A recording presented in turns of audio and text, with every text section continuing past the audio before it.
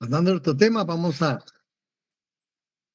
tomar el tema de la vez anterior, ¿verdad? El sujeto del derecho internacional, y incluso anterior, lo de los tratados, ¿verdad? Como fuente del derecho internacional. Vimos pues que el artículo 80 de la Convención de Viena, ¿verdad? Artículo número 80, porque el verdadero tratado no tiene artículos, sino solo tiene números, ¿verdad? Vamos a decir el artículo para ubicarnos, ¿verdad? Dice registro y publicación de los tratados. Los tratados, después de su entrada en vigor, se transmitirán a la Secretaría de las Naciones Unidas para, para su registro y archivo e inscripción. Su registro o archivo e inscripción, según el caso. Y para su publicación. La designación de un depositario, o sea, donde se deposita el tratado original y donde se depositan las ratificaciones, la designación de un depositario constituirá la autorización para que ésta realice los actos previstos en el párrafo precedente. Esta es la Convención de Viena. Bien, pues los tratados se registran, pero también tenemos la Carta de las Naciones Unidas, artículo 102, Carta de las Naciones Unidas, artículo 102, dice, numeral 1, todo tratado y todo acuerdo internacional concertados por cualquiera miembro de las Naciones Unidas, después de entrar en vigor esta carta,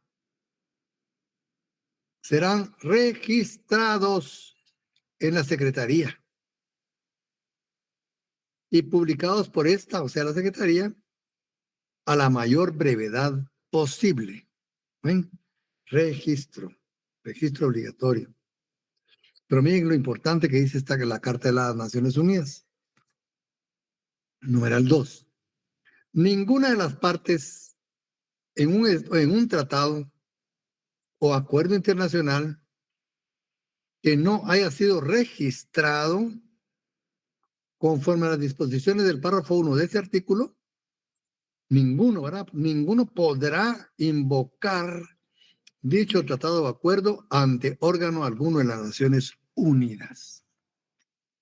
¿Se dan cuenta qué interesante? Aunque la haya firmado, aunque la haya ratificado, una vez no esté registrado, ¿no? No se puede invocar ante los órganos de las Naciones Unidas. Ven, cuestión muy importante. Y tenemos también lo que les hablaba del principio pacta sunt servanda, ¿verdad? En el artículo 26 o número 26,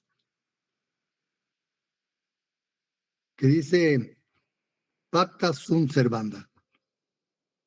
Todo tratado en vigor obliga a las partes y debe ser cumplido por ellos de buena fe. Eso es lo importante de este principio. Va implícito en los tratados. Artículo 26. Otro artículo, bueno, todos son importantes, ¿verdad? Pero que yo quisiera resaltar es el artículo 2. ¿Qué tiene importante el artículo 2? O número 2, ¿verdad? Términos. Fíjense, términos. Esto es importante. Para los efectos de la presente convención, ¿sí? Se entiende por tratado un acuerdo internacional celebrado por escrito, entre estados y regido por el derecho internacional. Ya conste un instrumento único en dos o más instrumentos conexos y cualquiera que sea su denominación particular. Va a ser un tratado. Debe ser por escrito. Debe ser entre estados. ¿Por qué dice aquí entre estados? Porque esta convención está hecha únicamente para tratados entre estados. Yo digo, hay otra convención, otro convenio de Viena sobre derechos tratados, pero ya no es este que estamos viendo, es la Convención de Viena sobre derechos tratados 1969. 1969. El otro creo que es 85. Porque son organismos internacionales. Entonces, para este tratado, ¿verdad? Para esta Convención de Viena, tratado es un acuerdo internacional celebrado por escrito entre estados y regido por el derecho internacional. Entonces aquí dice que se entiende por ratificación, aceptación o aprobación o adhesión.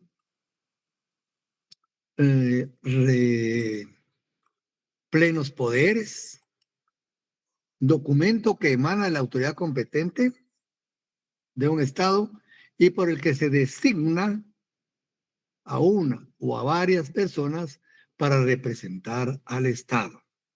En la ¿verdad? Cuando se lleva a cabo la celebración del tratado, ¿verdad? Para eso. ¿Verdad?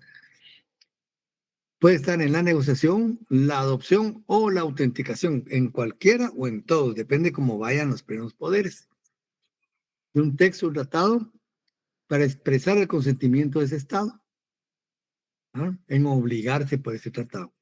Que es importante, los plenos poderes, ¿no? Ahí dice, se habilita, se faculta y se habilita a una persona específica, ¿no? Para que hable en nombre del Estado. Reserva unilateral, cualquiera que sea su enunciado o denominación, hecha por un Estado, el Estado advierte que una parte específica del tratado no se le puede aplicar o no la acepta él. O sea, acepta el tratado por lo demás, no por eso. Y es importante porque le da un matiz especial a los tratados, ¿eh? Cuando veremos pues, las reservas le dan un matiz especial. Entonces,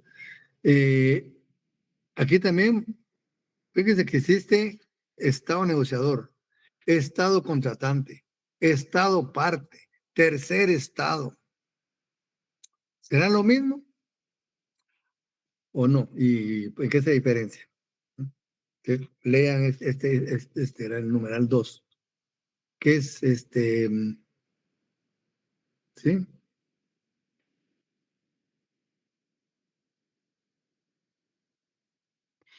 Bueno, entonces habíamos hablado de los plenos poderes, ¿verdad? Que habíamos dicho que es un documento que emana de la autoridad competente de un Estado y que designa a una o varias personas para representar al Estado. Es decir, que para que una persona represente al Estado, debe de habilitársele para esa situación.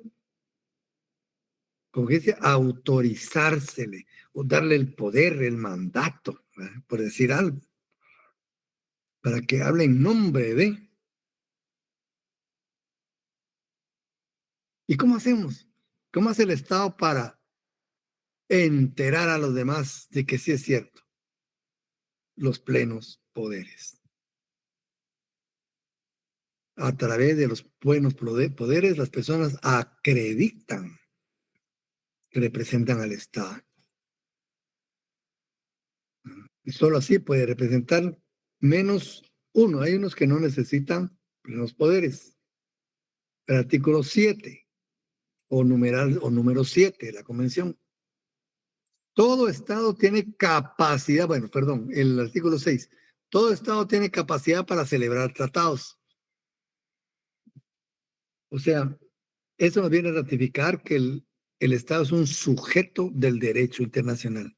Tiene capacidad jurídica internacional, lo que implica también la capacidad para celebrar tratados. Artículos, número 6, veamos el artículo por no estarnos confundiendo. Realmente es el número, ¿eh? Artículo 6. Y el 7, aquí vienen los plenos poderes. Mira, otra vez nos menciona los plenos poderes. Dice, todo Estado, para la adopción, la autenticación del texto de un tratado, para manifestar el consentimiento del Estado en obligarse por un Estado, se considera que una persona representa un Estado, si presenta los plenos poderes. ¿Eh? Y ahí continúa. Numeral 2. En virtud de sus funciones, fíjense, en virtud de sus funciones, y sin tener que presentar plenos poderes, o sea, no presentan plenos poderes, se consideran que representan a un Estado, los jefes de Estado, jefes de gobierno, ministro de Relaciones Exteriores, para la ejecución de todos los actos relativos a la celebración de un tratado. Todos, va a pasar en toda la tramitación del tratado, de la celebración. Mientras que los otros funcionarios necesitan plenos poderes y ahí va exactamente hasta dónde. Mire, para negociar, punto. Si lo negoció, bueno, muchas gracias. Ya, otro funcionario, otro funcionario. Ahí va diciendo hasta cuándo. Pero si es el canciller, se entiende que él puede participar en todos, sin presentar plenos poderes. Igual el presidente. Tienen ese privilegio en el ámbito internacional. Les vimos el artículo 7 y así se va pues la convención. Como ven, este es un tratado para los tratados. Bueno, entonces, ahora en lo que respecta al tema de sujetos del derecho internacional, ¿quiénes son sujetos del derecho internacional? O quienes pueden ser sujetos del derecho internacional. Han existido, bueno, mínimo 3 escuelas, ¿verdad? La escuela clásica. Esta admitía únicamente al Estado como sujeto de derecho internacional, nada más. Únicamente al Estado como sujeto. Entonces vino otra escuela.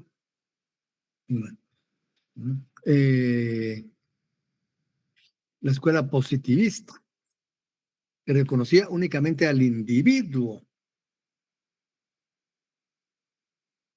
porque decían, el Estado es una ficción, pues, ¿quién ha visto al Estado materialmente? Firmando, ¿no? No se puede. Entonces dice, el Estado es una ficción, puede actuar únicamente por medio de agrupaciones de funcionarios. Y además el receptor final del derecho es siempre el individuo, la persona humana. Esther.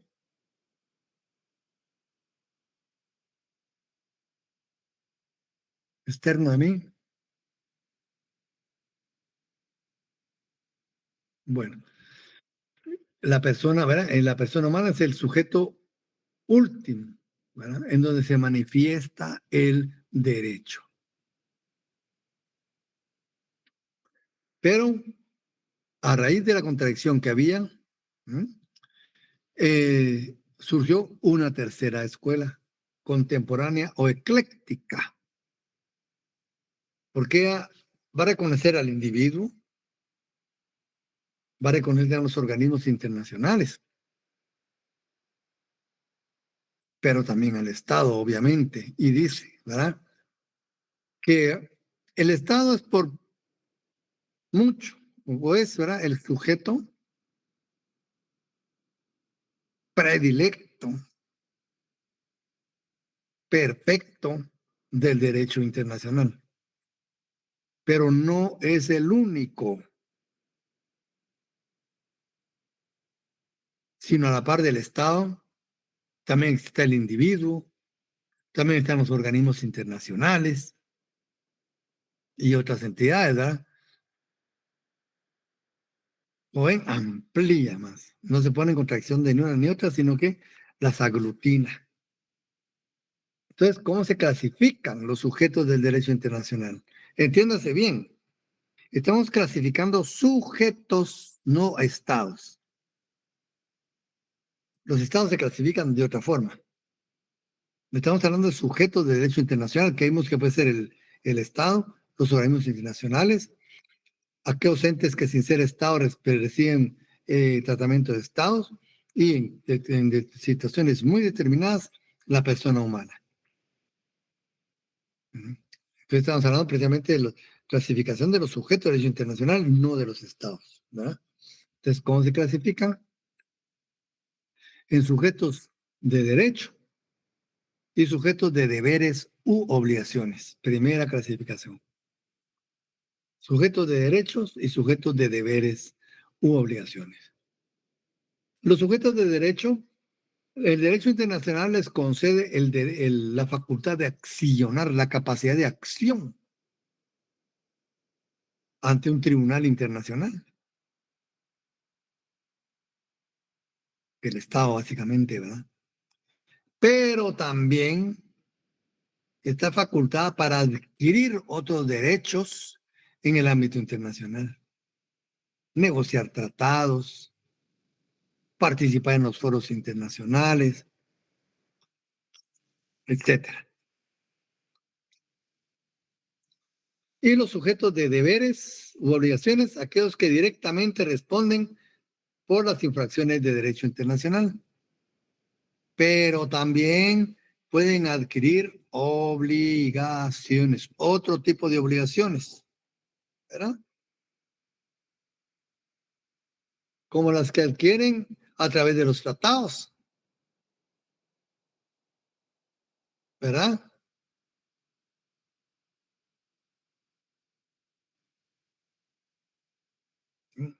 Esos son otro tipo de obligaciones. País seguro, ¿ah? País seguro implica obligaciones para Guatemala.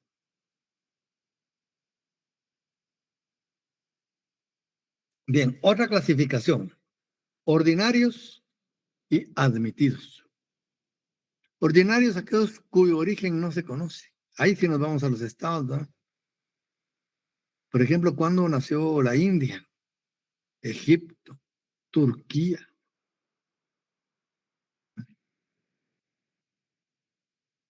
Irán, que están mencionados en la Biblia, ustedes hace miles de años? Esos son ordinarios, ¿va? Incluso Francia, España, ¿va? ¿Verdad?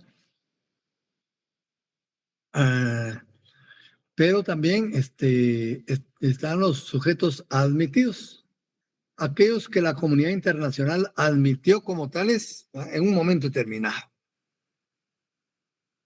El ejemplo claro son los países de América, ¿verdad?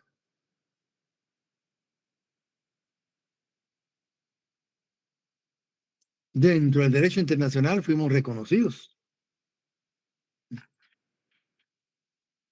Como les decía a los compañeros, Guatemala, ¿verdad? Fue reconocida, pero no nació el 21 de septiembre, ¿a ustedes? El 15 de septiembre de 1921, perdón. No nació ese día, es de feliz comunidad de Guatemala, está mal dicho. Pero sí somos un sujeto admitido. Las Naciones Unidas es un sujeto admitido, nació, tiene carta de nacimiento, ¿eh? La OEA también, ¿verdad? Nació en un momento determinado, fue admitido. Pero, por ejemplo, los estados, ¿verdad? ¿Cuándo se considera que ha nacido un estado?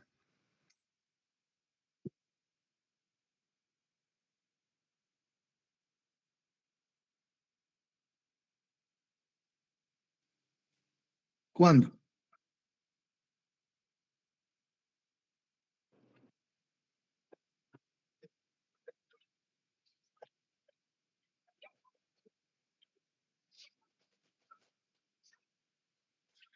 Bueno, gracias por la información. Se considera que un Estado ha nacido cuando reúne los elementos esenciales para su existencia: territorio, soberanía y población. Cuando reúne esos elementos, se le considera nacido. ¿Será necesario el reconocimiento dentro de un organismo internacional, como la OEA, pónganle, que reconozcan al Estado y hasta ahí ya puede ser Estado? Se los dejo ahí. ¿Qué piensa usted?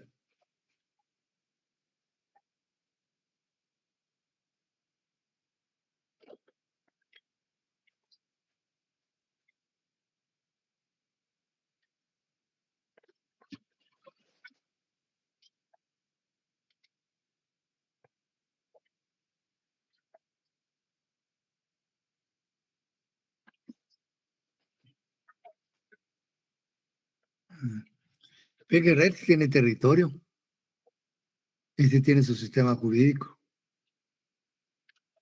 tiene su propio gobierno, ¿verdad? Pero fíjense que en el derecho internacional, para que el Estado nazca, no necesita reconocimiento. Pues ya vimos, los elementos esenciales del Estado son soberanía, territorio y población, nada más. Una vez reúne esos elementos, independientemente de que se reconozca, ya es un Estado. Claro, el reconocimiento ahora sí sirve mucho, ¿verdad? Lo que pasó con Belice.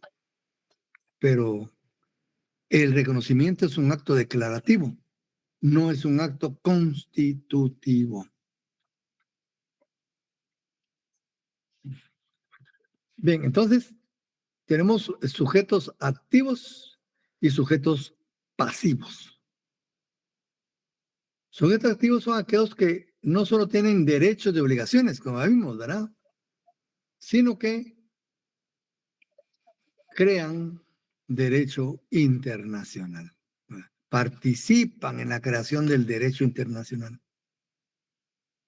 Ahí tenemos los estados, los organismos internacionales, ¿no? Crean derecho.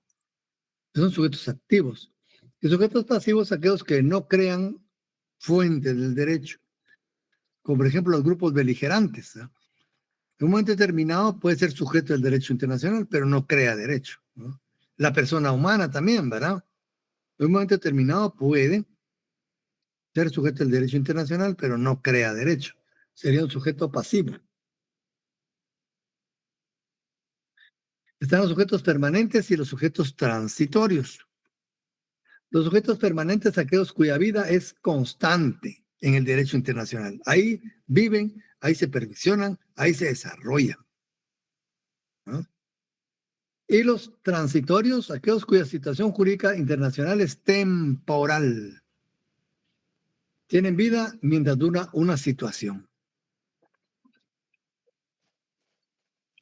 Entonces, un sujeto permanente puede ser un organismo internacional, la ONU, ¿no?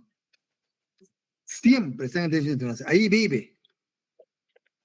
Los estados, ¿no? Viven el derecho internacional. Y transitorios, yo les contaba a los compañeros, ¿verdad? Cuando fueron la negociación de los acuerdos de paz, aquí se sentó el gobierno y la Unión Revolucionaria Nacional Guatemalteca, URNG, negociando los acuerdos de paz. Venían testigos de honor de la ONU, de la OEA y de algunos otros países que nombraban, ¿no? Dando respaldo a esas negociaciones. Ahí la ORNG era sujeto de derecho internacional como negociador de los acuerdos de paz. Pero una vez se negociaron los acuerdos de paz, ¿qué sucedió? La ORNG no desapareció, ¿verdad? Sino que volvió a su lugar natural, ser un partido político dentro del sistema jurídico guatemalteco. Pero dejó de ser sujeto de derecho internacional, que lo fue. Este es un sujeto transitorio. Igual la persona humana, ¿verdad? Cuando acude a los tribunales internacionales. Más que todo en materia de derechos humanos, se ha visto mucho. Ahí son sujetos de derecho internacional, pero no resuelven su caso. Bueno, regresa a su casa, haya perdido, haya ganado, regresa a su casa. ¿Seguirá siendo sujeto de derecho internacional? Claro que no. Entonces la persona humana también es un sujeto de derecho internacional transitorio. Otra clasificación es capacidad plena y capacidad limitada. Capacidad plena, aquellos que están plenamente organizados y reconocidos por la comunidad internacional, los estados, los organismos internacionales, ¿verdad? Tienen capacidad plena. Pero también hay capacidad limitada, aquellos cuya soberanía se encuentra limitada en su ejercicio. Por ejemplo, los que estuvieron en estado de, ¿verdad? De colonia, protectorados, entre otros. Pero no ejercen su soberanía plena. El ejemplo que doy actual es de Puerto Rico. ¿Cuál es el estatus jurídico internacional de Puerto Rico?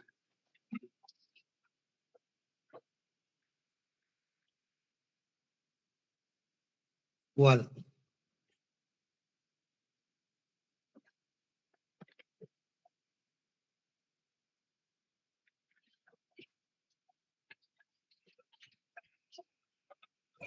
Es como una colonia de Estados Unidos, ¿no? Pero su estatus jurídico, ¿cuál es? A colonia creo que somos casi todos. Bueno, eso sí. Bueno, Pero creo que sí es un país, o sea, sí está declarado como país. es un país, sí, es un estado.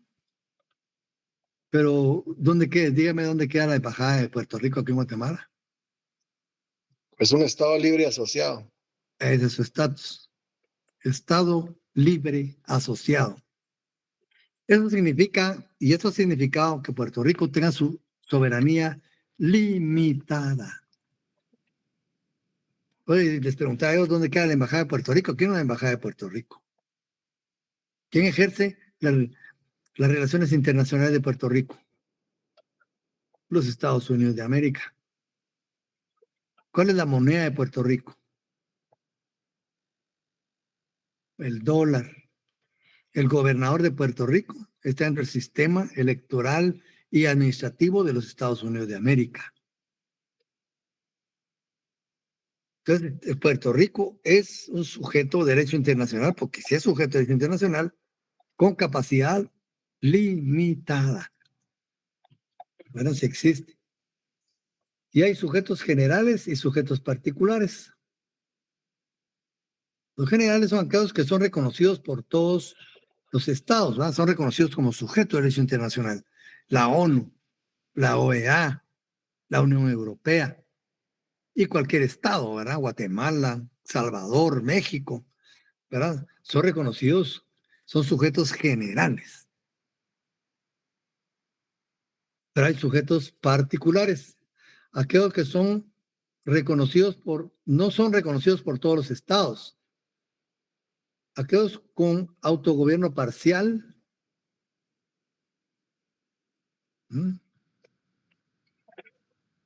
también, ¿verdad?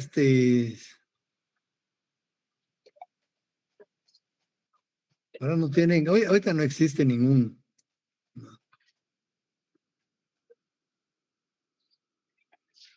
Y están los sujetos aparentes y los sujetos reales.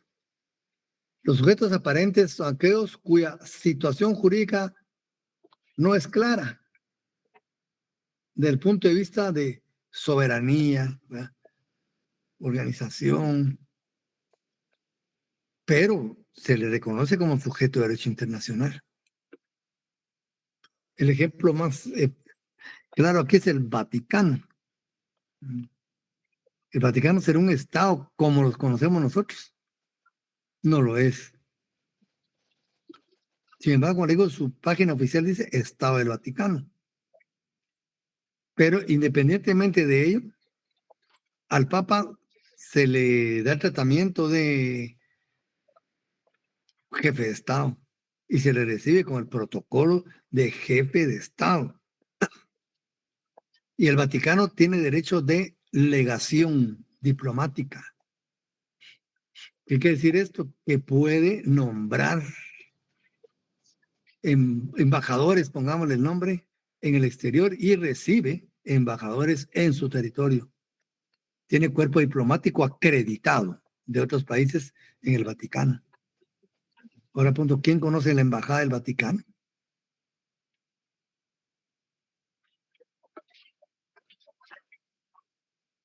¿Quién la conoce?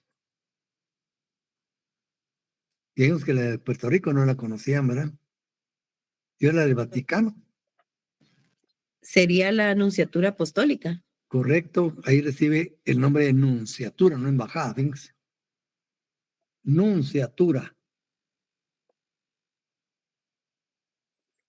Nunciatura apostólica. Ahí ya la conocen ustedes, ¿verdad? Esa es la embajada del Vaticano. Y a su titular se llama nuncio apostólico. Y es tan reconocido el Vaticano, jóvenes, tan reconocido el Vaticano como sujeto de derecho internacional, que en Guatemala, al nuncio apostólico por costumbre internacional, se le tiene como el decano del cuerpo diplomático.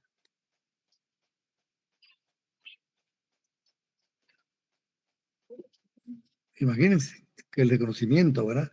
Y además el Vaticano puede celebrar tratados con eficacia internacional. Con eficacia internacional. Pero a los tratados, cuando participa el Vaticano, se le llama concordato. Concordato. Entonces, ven, ese es un sujeto aparente. No tiene todo lo que nosotros tenemos, ver que nuestro concepto, ¿verdad?, de Estado es diferente, ¿no? Pero no se le puede negar todos estos privilegios y atenciones que se le brindan en el ámbito internacional. ¿No? Y los reales, pues, aquellos que son aceptados sin discusión alguna, ¿verdad?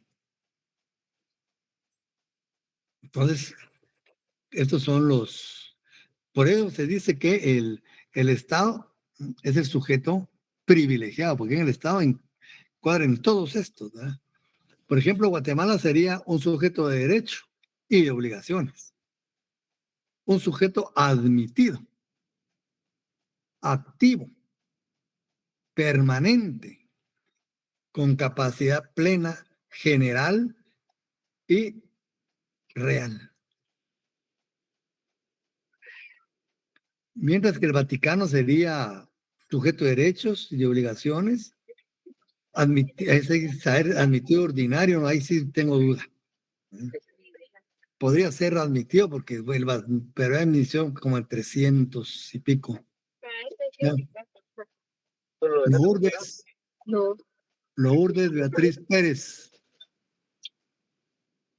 Lourdes Beatriz Pérez. Su micrófono. Perdón.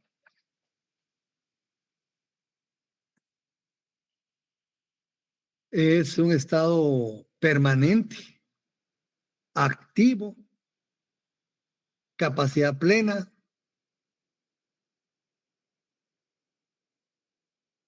general y aparente. ¿Cómo vamos encontrando la ubicación, ¿verdad?, en esa clasificación general? Pues también tenemos los organismos internacionales. Les vamos a pasar un folleto hoy sobre los organismos internacionales. Y pues estos también gozan de capacidad y personalidad internacionales, ¿verdad? Es decir, que pueden adquirir, pueden participar, ¿no?, en determinados actos del derecho internacional, como celebración de tratados, ¿verdad? En solución de conflictos, etcétera. Y pueden adquirir obligaciones y derechos en el ámbito internacional. Pueden contratar, adquirir, disponer, ¿verdad? Entablar procesos legales. Incluso, ¿verdad?, a sus ejecutivos de los organismos internacionales se les otorgan todos los privilegios e inmunidades que se le reconocen a los diplomáticos. Es decir, que sus ejecutivos tienen estatus diplomático con todas las prebendas y privilegios que ello implica. Inmunidades, ¿verdad?, valija diplomática, entre otros.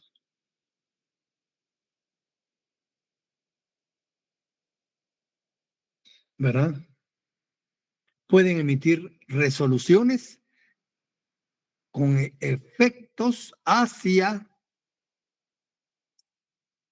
sujetos de derecho internacional, como estados u otros organismos internacionales. Y pueden imponer sanciones. Mire, tiene una vía completa para los organismos internacionales. Entonces, son sujetos de derecho internacional. Y el individuo. Los individuos, pues, en un momento determinado pueden accionar el derecho internacional. Por lo tanto, son sujetos transitorios, ¿verdad?, de derecho internacional. Solo en determinados momentos, muy puntuales, ¿verdad?, pueden participar del derecho internacional.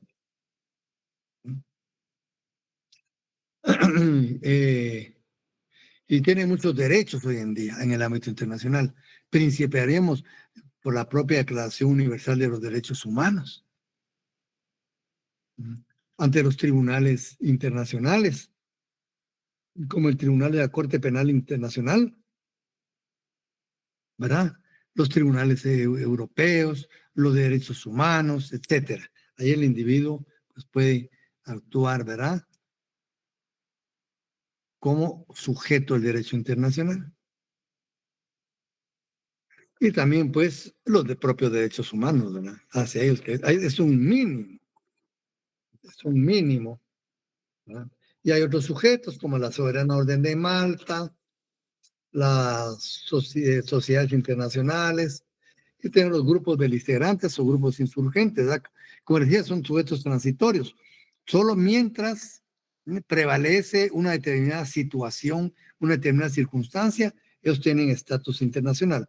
Una vez se soluciona o desaparece, ellos también, ¿verdad?, desaparecen como sujetos del derecho internacional. El ejemplo que les puse, ¿verdad?, la ORNG, que actuó como grupo beligerante. Ahora ya no es sujeto, pues solo cuando estuvo en las negociaciones y los acuerdos de paz.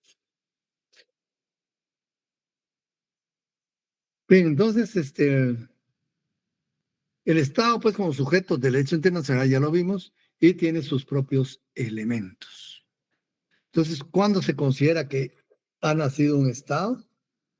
Cuando reúne los elementos esenciales. Entiéndase, población, territorio y soberanía. Y la soberanía, pues, le da capacidad internacional. Sobre todo creen que capacidad, aparte de la propia soberanía, le da capacidad internacional. Y el derecho de participar en los foros internacionales, en la negociación de tratados, etcétera. Pero esa es una manifestación de la soberanía. Y como les habíamos hablado, ¿verdad?, a lo interno la soberanía es el jus imperium. A lo externo es la cooperación, la coordinación.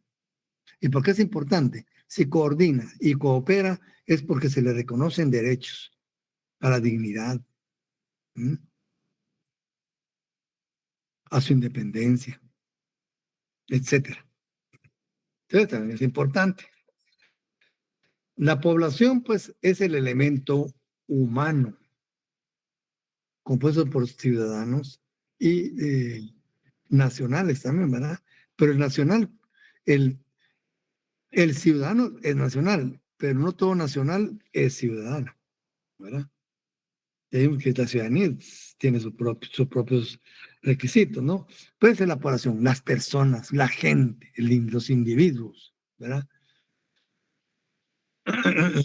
Que muchas veces se le llama nación, la nación. Entonces, puede ser muy variado, ¿verdad? Mira, ahorita en los Estados Unidos, cuando se levanta, están levantándose los pueblos indígenas, salen a marchar, ¿verdad? Son tan distintos a los que nosotros hemos visto.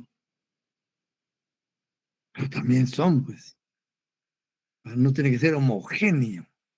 No, pues, no tiene que ser homogéneo, puede ser, ¿verdad? Muy divergente. Sin embargo, ¿verdad? Pueden formar una sola población. Y está el territorio. Ven ustedes, las luchas en Medio Oriente, territorio. Las luchas en Ucrania, Rusia, territorio. Es un elemento esencial, importantísimo. Es un elemento material donde se ejerce la soberanía y donde se asienta la población. Pero no pensemos en territorio solo suelo, ¿verdad? Donde hay agua y hay espacio aéreo. Bien, entonces también el territorio es la limitación geográfica específica de un Estado. Ahora, nuestra Constitución tendrá contemplados los elementos, jóvenes. ¿Dónde los tendrá nuestra Constitución? ¿O no los tiene? Vamos a ver no directamente, pero por el elemento que nos señala aquí, desde el artículo 1. Mira. El Estado de Guatemala se organiza para proteger a la persona. No es una, pues, ¿eh? Son todas las personas que están dentro del territorio del Estado de Guatemala. Población, ¿verdad? El 2 dice, es deber del Estado garantizar a los habitantes de la República, elemento población. Tenemos también el 4 para darles un ejemplo. En Guatemala, todos los seres humanos, población, ¿no? Pero tenemos también en el artículo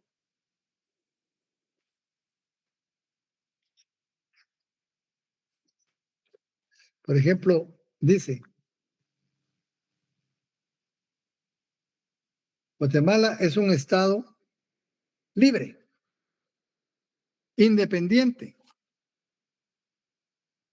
y soberano. ¿Qué elemento está ahí? Soberanía. Organizado, fíjense, organizado para garantizar a sus habitantes otro elemento.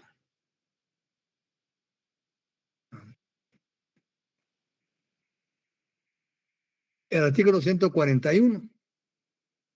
La soberanía radica en el pueblo,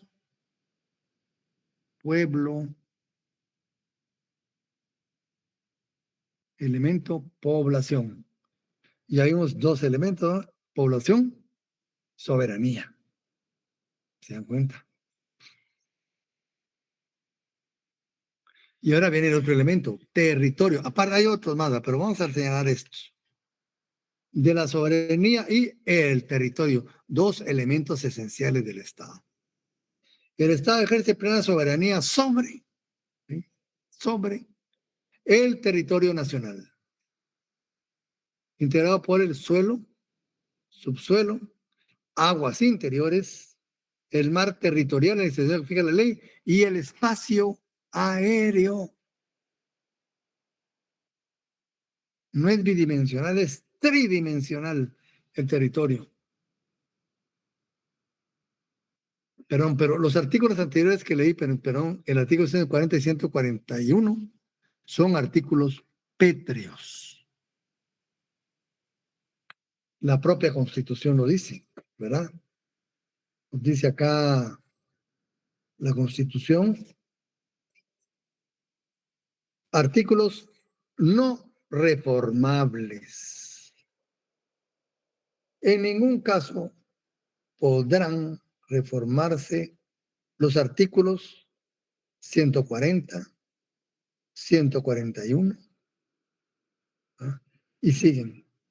Ni en forma alguna toda cuestión que se refiere a la forma republicana de gobierno, al principio de la reelección para el ejercicio de todo eso, ¿no? Esa es la parte pétrea de la Constitución. Y estos dos artículos importantísimos están, ¿verdad? El 140 y el 141. Ahora, pues, en el 142, como le digo, hay otros dos elementos, soberanía y territorio. Ejerce plena soberanía sobre, porque habíamos dicho que el territorio es la base material sobre la cual se ejerce una soberanía. Ya vimos en el territorio nacional que está integrado por el suelo, subsuelo, aguas interiores, el mar territorial y el espacio aéreo.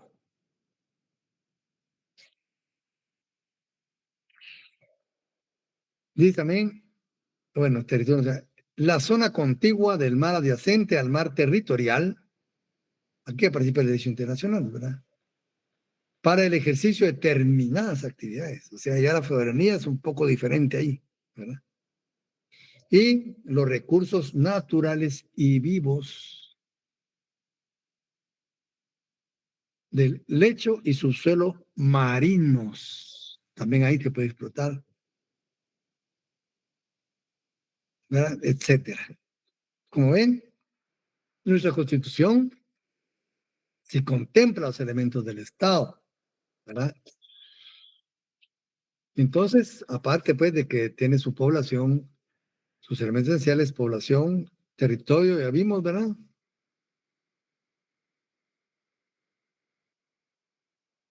Porque el territorio, pues, es donde se ejerce, pues, la soberanía de un Estado, ¿verdad? Es la limitación geográfica específica. Y también el gobierno, pero el gobierno, pues, yo creo que es parte de la soberanía, ¿no? Aquí lo pone parece una discusión, pero para mí más pertenece a la soberanía. Son tres elementos esenciales. Los demás son reflejos de, ¿verdad? El gobierno, pues, es parte de la soberanía, ¿verdad? Dice, debe existir órganos y autoridades. Órganos y autoridades a través de las cuales se ejerce el poder soberano, la nación, sobre la nación y el territorio. Sobre ellos se ejerce la soberanía. Generalmente, poder ejecutivo, legislativo y judicial. Ahí se hace el gobierno. Pero también el Estado cuenta con elementos secundarios. O sea, son aquellos elementos que, si ser esenciales, también, ¿verdad? Implican imprimirle a un Estado su singularidad, su individualidad, su identidad. Tenemos ahí los símbolos patrios, ¿verdad? La bandera, el himno nacional, los héroes nacionales, ¿no? La flor nacional, del ave, todo ello son elementos secundarios. También nuestra moneda propia, ¿verdad? Los sellos postales, el folclore, todo lo que nos ayuda a individualizarnos se constituye en un elemento secundario. ¿Y para qué sirven los elementos secundarios? Pues ayudan a individualizar al Estado, a definirlo aún más, ¿verdad? Nuestra marimba, nuestro escudo, los sellos postales, todo eso individualiza a Guatemala. Nuestras comidas, ¿verdad? Son patrimonio nacional. Posiblemente a algunos no les gustará. Yo tenía una amiga mexicana que no le gustan las tortillas de acá, dice que muy gruesas, ella las sentía, dice que como crudas, como nosotros sentimos, los que se les denominan pistones, ¿verdad? Dice que le sentía muy, muy gruesa y sentía cruda la masa por dentro. Las de ellas son delgaditas, ¿verdad? Y tan cerca. No le gusta tampoco el tamal. Porque los tamales, las salsas que tienen son de chile, ahí no usan tomate. Para mí incomibles, ¿verdad? Puede que mucha masa. Pero son los guambes, nosotros nos fascinan esos platos, ¿verdad? Pero no le gustan a todo el mundo. Y está bonito, pues, porque eso nos identifica más a nosotros, ¿verdad? Nos individualiza. Nos individualiza. Entonces tenemos elementos principales o esenciales y elementos secundarios. Muy bien, compañeros, vamos a hacer esto por hoy acá. El día de mañana es día de fecha de retrasadas, para los que hayan retrasadas, estén pendientes. Iniciamos con Derecho Internacional Privado. Así que les deseo un feliz fin de semana y se cuidan, compañeros, con el permiso de ustedes. Buenas noches, Lick. Se cuidan. Feliz noche a todos.